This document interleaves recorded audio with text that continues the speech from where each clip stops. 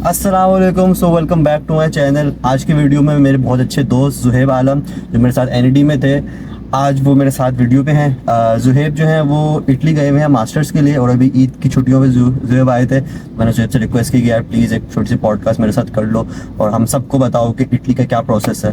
तो अस्सलाम वालेकुम जुहेब, कैसे हो यार? वालेकुम सलाम अली, मैं ठीक, आप सुनाएं? कैसे जा रही हैं छुट्टियाँ? अच्छी जा रही है, बस रमज़ान बड़े बोरिंग गुजर रहे हैं। फर्स्ट ऑफ ऑल मैं अपना इंट्रो देता हूँ। मेरा नाम जुहेब आलम है। मैंने एनईडी से बैचलर्स किया है केमिकल इंजीनियरिंग के अंदर, ठीक है ना।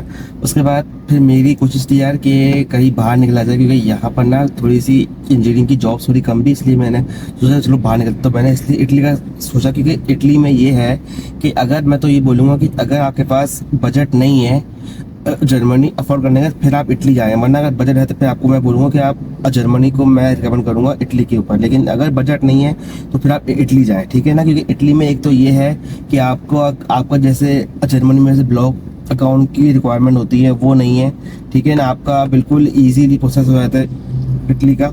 और आपको इटली गवर्नमेंट अपनी स्टाइपेंड भी देती है अपनी रीजनल स्कॉलरशिप में, जो कि मोर देन इनफ होती है एक स्टूडेंट के लिए 1 साल के लिए, ठीक है ना। सबसे ज़्यादा ये बताओ कि केमिकल इंजीनियरिंग तुमने एनईडी से की, फिर मास्टर्स तुम किस फील्ड में भी कर रहे हो, यूनिवर्सिटी कौन सी है और वो फील्ड चूज क्यों की? अच्छा, एक और बात मैं ये बोलूँगा कि आपको अगर बाहर निकलने की करनी है तो आपको ये नहीं करना कि मुझे कोई भी फील्ड मिल जाए तो मैं बाहर निकल जाऊँगा। कि मसला ये है कि अब बहुत सी फील्ड हो रही हैं सैचुरेटेड, तो आपको ऐसी फील्ड की सिलेक्शन करनी है जिसकी आगे रिक्वायरमेंट हो। जैसे मैंने की है, मैं कर रहा हूँ, जैसे मास्टर्स कर रहा हूँ मैं एनर्जी इंजीनियरिंग के अंदर। इस फील्ड में आपकी तमाम वो आते हैं जो कि जैसे आपका renewable energies, wind energy, tidal energy, इन सब की एनर्जी को हम कैसे यूज़ कर रहे हैं आगे फ्यूचर में, ताकि हम अपनी जो डिपेंडेंसी है फॉसिल फ्यूल्स पे उस पर ख़त्म कर सके। तो हम इस फील्ड के बारे में इतना पढ़ते हैं। और मैं तो ये बोलूँगा कि आप सबको जैसे लग रहा है कि जो फ्यूचर है उसमें ऑयल एंड गैस का फ्यूचर नहीं रहेगा, जो आगे जो ये आ रही है ये क्लीन एनर्जी का फ्यूचर है। तो मैंने इसलिए ये फील्ड सिलेक्ट करी क्योंकि मुझे पता है कि इसका आगे स्कोप बहुत ज़्यादा है।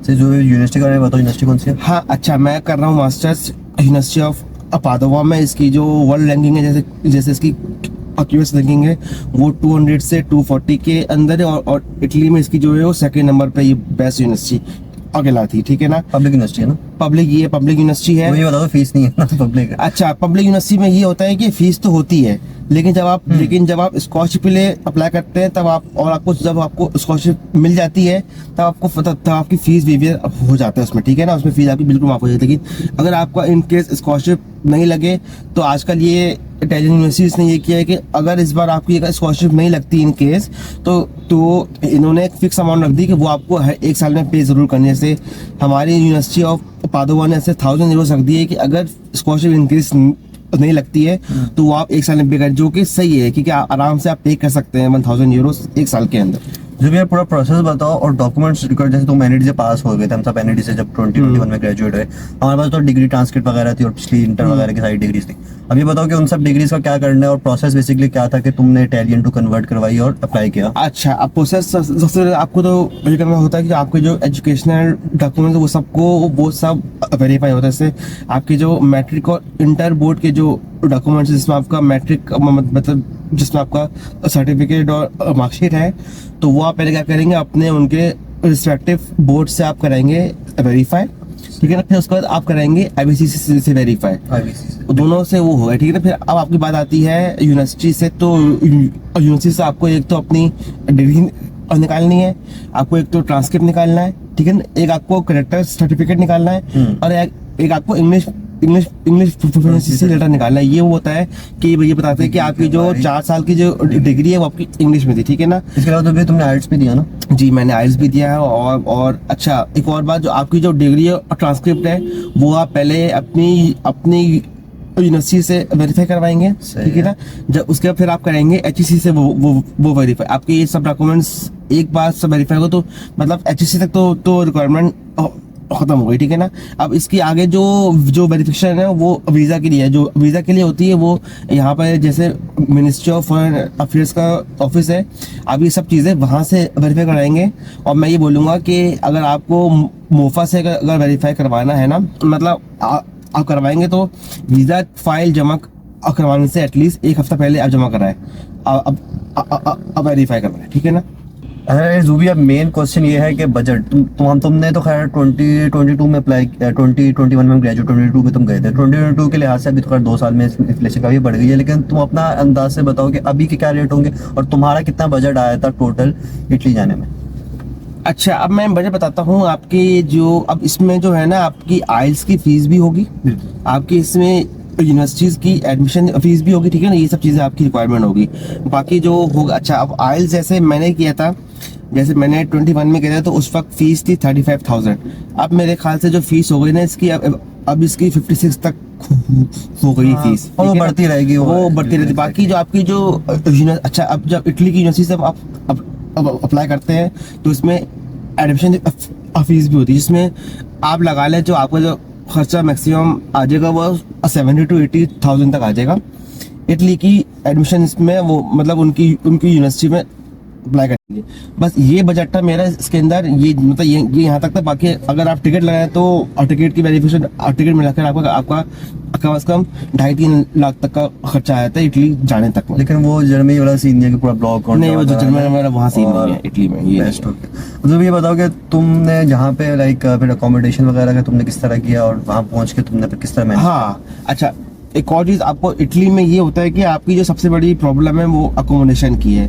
आपको अकोमोडेशन ढूंढनी पड़ती है। वो उसके लिए आप लोग क्या, उसके लिए आपको फेसबुक पे जो आपके जो फ्रेंड्स वगैरह हैं, जो आपकी आप जिस रीजन में जा रहे होते हैं उनसे आप पूछते हैं। और शुरू में तो ये होता है कि अकोमोडेशन बहुत मुश्किल से मिलती है, तो बंदे को जो हो जाता है वो उसमें बंदा जाता, ताकि एक बार वहाँ जाके हो जाए, फिर वहाँ जाके अपने लिए घर ढूंढे। तो मैं आपको भी ये मशवरा दूंगा कि अगर आपको यूनिवर्सिटी में इंशाअल्लाह आगे जाके अप्लाई होता है तो आपका जिस यूनिवर्सिटी में हो रहा है तो आप उस यूनिवर्सिटी के फेसबुक पे पेजेस देखें। उसमें जो पाकिस्तानी बॉयज़ वगैरह हैं, पाकिस्तानी आपके जो फ्रेंड्स हैं, उनके हमसे आप कांटेक्ट करें, क्योंकि माशाल्लाह से पाकिस्तान का वहाँ पर जो स्टूडेंट नेटवर्क है वो बहुत ज़्यादा बढ़ गया है इन 2-3 साल में। तो आपका कोई ना कोई बंदा तो उस रीजन में आपको निकल जाएगा, तो आप उससे बात करेंगे तो वो श्योरली आपकी वो हेल्प जरूर करेगा अकोमोडेशन ढूंढने में। बेस्ट। अब जो भी तुमने अप्लाई किया, प्रोसेस पूरा हो गया, तुम पहुंच गए वहाँ पे, अकोमोडेशन वगैरह होगी। अब ये बताओ यूनिवर्सिटी की एजुकेशन जो है वो पाकिस्तानी करिकुलम से और पाकिस्तानी एजुकेशन से कितनी डिफरेंट है, तुम्हें कितना फील हुआ? अच्छा, एक तो चीज़ ये है कि यूनिवर्सिटी बहुत ज़्यादा कल्चर डिफरेंस है वहाँ पर ये है कि आपका जैसे प्रोफेसर और स्टूडेंट के दरमियान जो डिस्टेंस है वो बहुत कम है as compare to Pakistani universities. अगर आप वहाँ पर अगर आप किसी को भी 9-10 बजे भी कॉल करेंगे हेल्प के लिए थ्रू ईमेल, तो वो आपको रिप्लाई ज़रूर करेगा।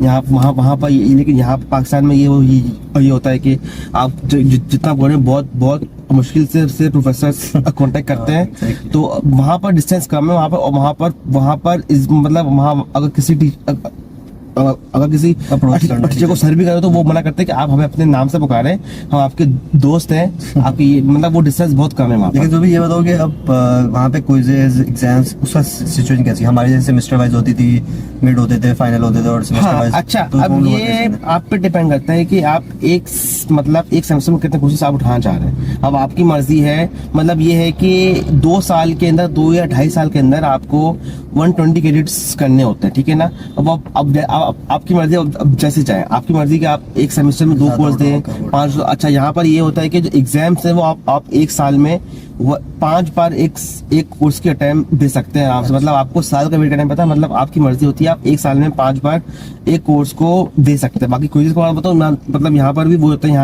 यहाँ पर भी आप प्रोफेसर क्विज लेते हैं, पाशंस लेते हैं, लेकिन वो आराम से यहाँ पर जो है इटली में जो पढ़ाई है वो एज कम्पेयर टू पाकिस्तान बहुत आसान है।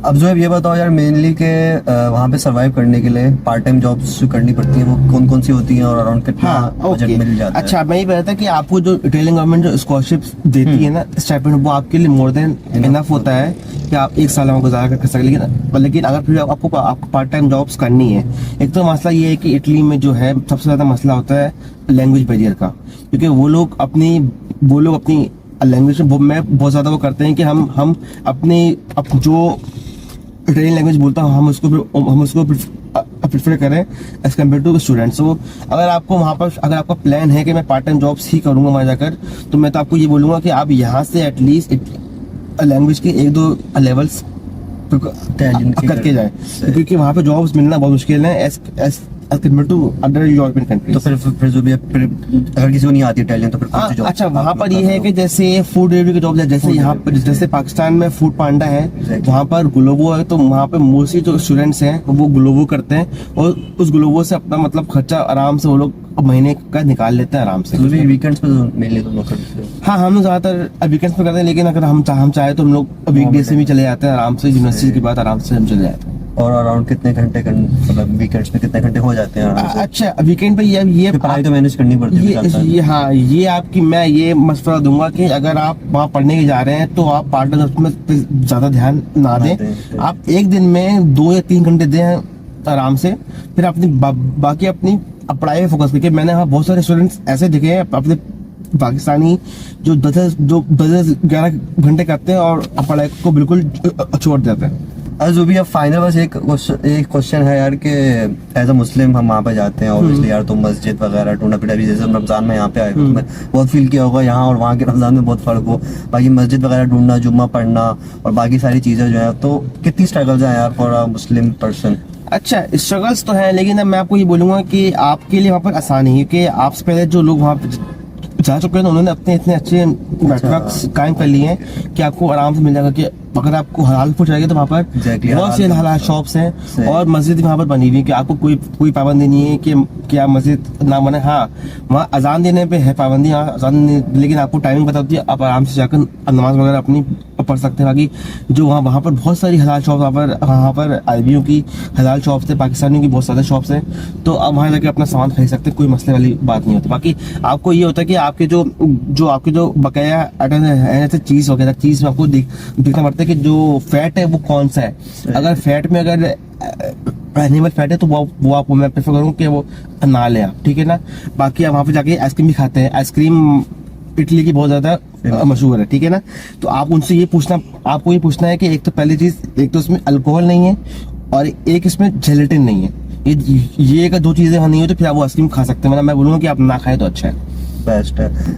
और जो भी ये फाइनली बताओ यार कि आफ्टर लाइक मास्टर जो इंशाल्लाह 2-2.5 साल में इंशाल्लाह, उसके बाद वर्क परमिट कितना होता है to do a job in Italy, और आपको मतलब घर नहीं भेजेंगे, और उसके बाद कितने साल आपको रहना पड़ता है to finally get work PR वगैरह? अच्छा, ये है कि जब आप अपनी पढ़ाई पूरी कर लेते हैं तो इटालियन गवर्नमेंट आपको 1.5 साल को वर्क सर्चिंग वीजा देती है।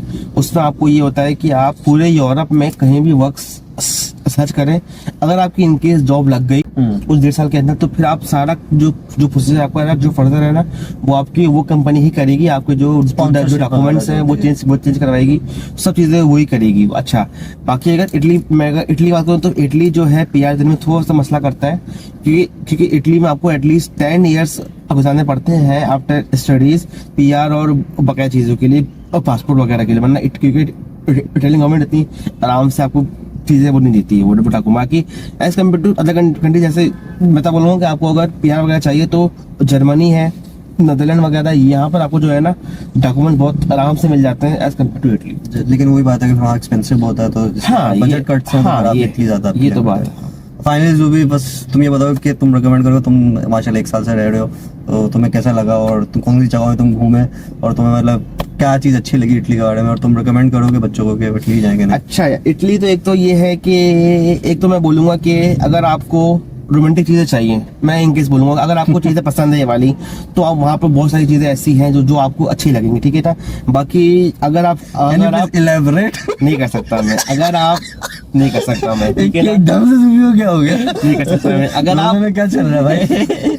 अगर आप हिस्ट्री लवर हैं तो आपको वहाँ पर हिस्ट्री की बहुत चीजें मिलेंगी। आपको वहाँ पर वर्ल्ड वॉर 1 की वर्ल्ड टू की हिस्टोरिकल चीजें चीजें बहुत मिलेगी। ज्यादा है, सही है। बाकी रोम तो बाकी पूरा वीनस बहुत प्यारा शहर है। हाँ, एक और चीज जो वेनिस शहर है, जो आपको जो वेनिस आपको जहाँ लोग जाने को मरते हैं, आप वो आराम से लेने को मिलेगा। आप वहाँ घूमे आराम से, और इतना खूबसूरत शहर है वो। और रोम मैं तो बोलूंगा कि अगर आप प्रेफर करूंगा कि अगर आप इटली जाएंगे तो आप जो इटली के जो बीचेस हैं मेन, वो बड़े खूबसूरत बीचेस हैं। रोम के बाद जो आते हैं आप वहाँ जरूर जाएगा, क्योंकि वो बहुत ज्यादा खूबसूरत बीचेस है। अब फैमिली ओरिएंटेड बताओ ना कि मतलब फ्यूचर वाइज वहाँ पे फैमिली वगैरह रखना, और तुम्हारा ख्याल में फ्यूचर सही है कि नहीं? अच्छा, और बड़ा मुस्लिम है।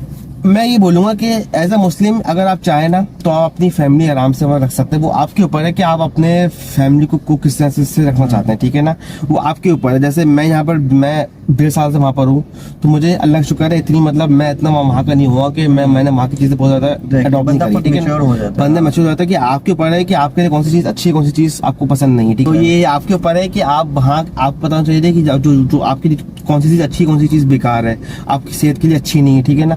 आपके दीन में जो मना है उस चीज के बारे में, तो वो आपको नहीं करना चाहिए, ठीक है ना। लेकिन अगर आप करते हैं तो ये आपका है, ठीक है ना। ये कोई इसमें कोई मसला नहीं है। अगर नहीं है इसमें मसला, ये नहीं है कि इसमें और लोगों का मसला नहीं, इसमें आप लोग, इसमें आपकी अपनी ही हक होता है ये, ठीक है ना।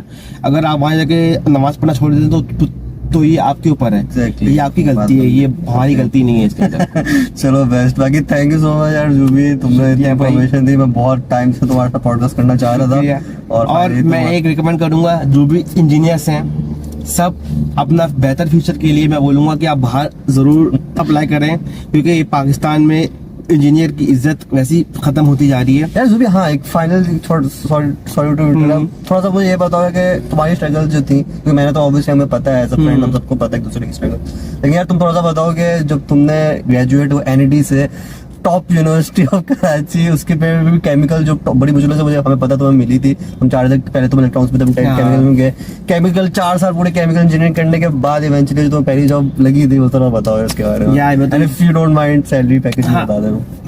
मैं जरूर बोलूंगा भाई कि यहाँ पर जैसे ये है कि इंजीनियर्स एक तो 4 साल इतनी मेहनत से अपनी पढ़ाई करते हैं, उसके बाद जब उनको जॉब मिलती है तो वो जॉब वाले इनकी इज्जत से नहीं करते। आपको मतलब 20-25 हज़ार रुपए सैलरी में आपको रखते हैं। ये मैं तो ये बोलूंगा, अगर अब मैं ये बोलूंगा कि आप कोई भी किसी इंजीनियर को अगर ये कोई कंपनी ऑफर करे तो उस कंपनी में चाहिए केस कर दो, क्योंकि एक मिनिमम वेजेस जो सिंध गवर्नमेंट ने रखी है ना, वो 35 to 40 रखी है। अगर कोई कंपनी अगर 20-25 हज़ार रुपए दे रही है एक इंजीनियर को, तो मैं तो बोलूंगा उस पर आप केस कर दो, और लोगों को बोलो कि उस कंपनी को छोड़ें अगर उस कंपनी में कोई इंजीनियर वगैरह है, क्योंकि ये इनका ये मतलब, क्योंकि ये तो मजाक उड़ा रहे हैं आपके इंजीनियरिंग का, ठीक है ना। जैसे मेरी जॉब थी, मैं तो बोलूंगा, मैं तो बेवकूफ था कि मैंने उस टाइम ऐसी जॉब ऑफर कबूल कर ली जो आपको मैं बताऊंगा सैलरी मेरी 32-25 के अंदर थी। और जो भी तुम्हारा ये भी था ना कि एक हफ्ता तुम्हारी डे होती थी, एक हफ्ता नाइट होती थी, बल्कि सॉरी अलग-अलग दिन होती थी। हाँ, एक दिन नाइट, एक दिन, मतलब वो तो मसला नहीं है, वो तो आप वो मसला है, वो बहुत बड़ा मसला है। नहीं, वो तो ऑपरेशन स्लीप साइकिल पूरी डिस्टर्ब हो गई। मैं तो बोलूंगा कि जो ऑपरेशन फील्ड में जाते हैं ना उसको पता होता है ये, तो ये मसला नहीं है। आपकी जो मेन चीज आपकी सैलरी होती है, अगर आपको सैलरी अच्छी ऑफर करेगी तो आप हर चीज करने होते हैं। लेकिन मसला ये है कि अगर कोई कंपनी अगर सैलरी ना दे इतनी, तो फिर मैं बोलूंगा आप भले आप घर बैठ के आप ट्यूशन पढ़ा लें, लेकिन आप वो जॉब ना करें तो बहुत अच्छा रहेगा आपके लिए। यार जो बात है यार, मतलब पाकिस्तान इंजीनियर्स की थोड़ी वो तो है, लेकिन फिर वही बात है कि इंशाल्लाह अगर मेरे एंड में ये भी मैं थोड़ा रेकमेंड करूंगा कि अगर आप नहीं जाना चाह रहे बाहर, लेकिन अगर पाकिस्तान में भी है तो शुरू में अगर आप थोड़ी इस तरह की जॉब्स करते हैं तो फिर आहिस्ता आहिस्ता फिर इवेंचुअली आपकी जॉब्स थोड़ी और मिलने शुरू हो जाती है। पाकिस्तान में मैं बेटर हो जाती है अगर आपको पाकिस्तान में ही रहना है। जैसे पाकिस्तान में अभी जो है वो डेटा साइंस और सीएस की फील्ड का बहुत ज्यादा स्कोप है। हाँ। और इसके मैं देख रहा हूँ कि जैसे मेरा दोस्त भी है, ये माशाल्लाह बहुत अच्छी पैकेज पे काम कर। मैं तो ये बोलूंगा कि अगर आपको पाकिस्तान में ही रहना है तो आप इस फील्ड को ज्यादा रिकमेंड करें एज कम्पेयर टू अदर। अच्छा, मैं एक और बात बताना भूल गया, जो इस पे होते हैं बैंक स्टेटमेंट। अगर आपको इटली के लिए वीजा जो वीजा की रिक्वायरमेंट होती है ना, वो बैंक, ये लोग सिर्फ बैंक स्टेटमेंट मांगते हैं जो कि आपकी होती है 22-21 लाख की। अच्छा, ये होता है कि आपको इसमें 6-7 महीने के बैंक स्टेटमेंट शो कराने, मतलब इसका मतलब ये होता है कि वो जो 6-7 महीने तक पैसा उस बैंक में होल्ड रहे, ताकि वो एक स्टेटमेंट हो जाए, मतलब वो, और बैंक भी आपका जो है ना एटलीस्ट 2-3 साल पुराना हो, ताकि इससे उनको ये लगे कि अगर जैसे जैसे लगे आपको लगे कि बैंक इसने अभी नहीं खोला, बैंक ने बहुत पहले खोला हुआ, तो ये 20 लाख रुपए आपके बिल्कुल वेरीफाई हो जाता और ये अमाउंट बाद में आप निकाल सकते हो, ये ब्लॉक अकाउंट नहीं, ब्लॉक अकाउंट नहीं है, ये आपकी आराम से। और ये है कि आप जिस अकाउंट में आप शो करवा रहे हैं, तो उस अकाउंट की जो है ना आप ट्रांजेक्शन करते रहे। जैसे आपने जैसे आपने 20-25 लाख रुपए होल्ड कर दिए, आपने किसी एक को भेज दिए 1 लाख रुपए, उससे बोला कि आप मुझे फिर से भेज दें, आप इस तरीके से ना अपने बैंक स्टेटमेंट को आप रनिंग पे रखेगा। और जो भी वो भी था ना कि थोड़ी वो फाइलर होना जरूरी है, और वो हाँ, FBR सर्टिफिकेट। ये है कि आपकी जो बैंक स्टेटमेंट है ना, आपको उसको प्रूफ भी करना पड़ता है। उसको प्रूफ कैसे करते हैं? आपका जो भी स्पॉन्सर आपको जो है, जो वीजा स्पॉन्सर, वो आपकी ब्लड रिलेशन होता है, या तो आपके भाई, या तो आपके फादर, या तो आपकी मदर। जैसे मेरे केस में मेरे फादर थे। अच्छा, जिनके आप बैंक स्टेटमेंट शो करवा रहे हैं, उनकी आपको क्या करना है, आपको पिछले 2 साल का उनका FBR का टैक्स रिटर्न शो करवाना होता है, और लास्ट 3-4 मंथ्स के आपको सैलरी स्लिप शो करानी पड़ती है। ये आपके पास ये 3-4 डॉक्यूमेंट्स वो रिकॉर्ड होते हैं। और एक और चीज बता दूं, वीजा के लिए मुझसे बहुत से लोग पूछते हैं कि सर क्या मैं DOB फाइल होती, एक आपकी होती है DOB file, documents of verification, क्या वो जमा कराऊं, या सीम है एक नया आगे सीम है वो जमा कराऊं? मैं ये बोलूंगा कि अब देखिए, जो कराची वालों ने ना, जो कराची में जो इटली की जो कॉन्सुलेट है, उन्होंने DOB फाइल लेना बिल्कुल ही बंद कर दी है। तो उसमें क्या होता है कि DOB फाइल में आप लोग क्या करते हैं, आपने जो ओरिजिनल डॉक्यूमेंट्स हैं वो आप पहले अपने कॉन्सुलेट भेजते हैं, एम्बेसी भेजते हैं, पहले वो वहां से वेरीफाई होता है, फिर आप अपनी वीजा फाइल जमा कराते हैं। लेकिन अब आपको पता चाहिए कि जो इटली की जो वीजा की जो है ना टाइम, वो बहुत ज्यादा हो गया। जैसे आपको बहुत से बच्चों को 2-3 महीने लग जाते हैं रिस्पॉन्स आने में। तो इसीलिए जो कराची काउंसिलर है ना, उन्होंने ये बोल दिया है कि एक नया डॉक्यूमेंट आएगा, सीमिया। और सीमिया ये होता है कि आप अपने क्या करते हैं कि सीमिया जो है ना, जो इटली का जो इनका एक पोर्टल है गवर्नमेंट का, उसमें आप क्या करते हैं, अपने डॉक्यूमेंट्स अप्लाई करते हैं, ठीक है ना, उसमें उसकी फीस पे करते हैं। अच्छा, मसला ये था कि जो DOB वो फ्री था, सीमिया की फीस लगती है।